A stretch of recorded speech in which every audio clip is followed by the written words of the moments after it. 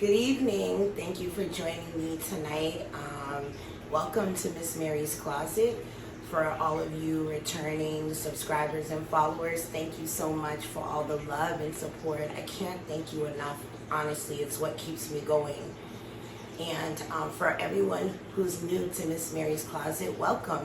And please consider subscribing or following so you can get more content from my new channel. So thank you for joining me again tonight. Tonight's episode is about lighting.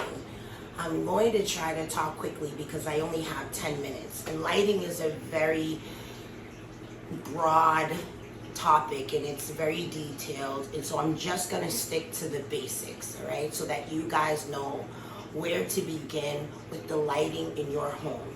And maybe later on, I'll make a second part to this video going into more detail, okay? So there are several different types of light fixtures, okay? There is recessed lighting, ceiling mounted lighting, LED lighting, track lighting, and spot lighting. And you can use more than one of those in every room in your home. Now, the rule of thumb is that you should have 3 layers of lighting in every room in your home. And I'll tell you, that's why I'm doing this video from my kitchen, because I thought it was a good example of that. I have the ceiling fan with the light, and then I have the LED lighting underneath the cabinets. I also have a light that comes from the vent fan above the stove, and then there is another light in the pantry. So there are several different types of lights in this kitchen and pantry, so it's all kind of one thing. So they say that our bodies are connected to the sun, right? So the way that the sun rises in the morning and sort of is high during the day, and then towards the end of the day it starts to go down, that's the way your lighting should be in your house. It should mimic that. So in the morning it should start off very low and very muted, and then as the day progresses you can turn on more lights and turn those lights brighter. And then once the evening comes, you should start to turn those lights down, because that kind of helps your body get relaxed and ready for bed, because that's kind of what you want to do towards that end of the day. So another thing is you should also have at least one thing in that room, at least one source of light in every room on a dimmer. Now, if you don't have a dimmer attached to your light switch already in your electrical system in your home, that's fine. Don't pay all of this money to have that installed. You can order a $5, it's called a dimmer, like adapter cord on Amazon. And on the end of it, it plugs into the wall, and it has a cord with a dimmer switch that slides up and down. And then on the end of it, it's an outlet for you to plug in your desk lamp, your table lamp, your floor lamp, whatever you want. And you can have control over the brightness of that. You can even plug in, if you're using plug-in sconces, you can use that on those as well. So it gives you more control over your lighting. So you should have at least one thing in that room on a dimmer, okay? So go through every room in your house and think, what are my 3 sources of light in this room? And how can I, if I don't have 3 sources, how can I implement that in a way that is going to accentuate the decor of that room? That's how I should say it. So another option is, a lot of people in their kitchen, they'll put like LED lighting underneath, on the bottom of the cabinet, so that it sort of makes the floor glow. And people like me, I have motion censored lighting in my hallway, so as you walk down the hallway, the lights light up and sort of guide you to the restroom at nighttime. Those are all different things that you can add to your home.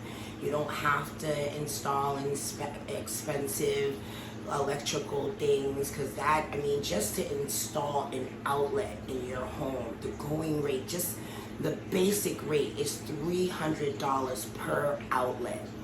That is so expensive. So there are other alternatives. You just have to be creative, and you can definitely figure it out.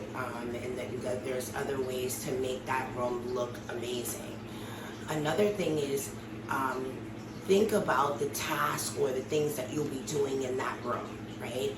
Think about those things and think, okay, if I have a desk in this room, I should put a lamp on the desk, and that's called task lighting, right? That helps you with the task. And then maybe in your room, you want to add like a floor lamp in the corner, or maybe you want to add like a lamp on each end table or side tables. And then you can also add in, if you have the outlets for sconces, great. If you don't, Amazon sells great options for plug-in sconces, and they're really nice. So you can definitely get some without having outlets. I have them in every bedroom in my home. So you could do that also. That's another source of lighting. In your living room, it's something similar to that. You should use, like, you can put a floor lamp, or consider the lamp, maybe you have some sort of ceiling mounted light, or a ceiling fan that has a light like me. Maybe you have a chandelier. If you want to install these lights and you want to install like new lighting to your room, think about what you're going to be doing in that room. Make sure that you're not buying something that's too big for the room or too small. So that's important, keeping track of your measurements and paying attention to those things before you order something, or before you purchase it in the store.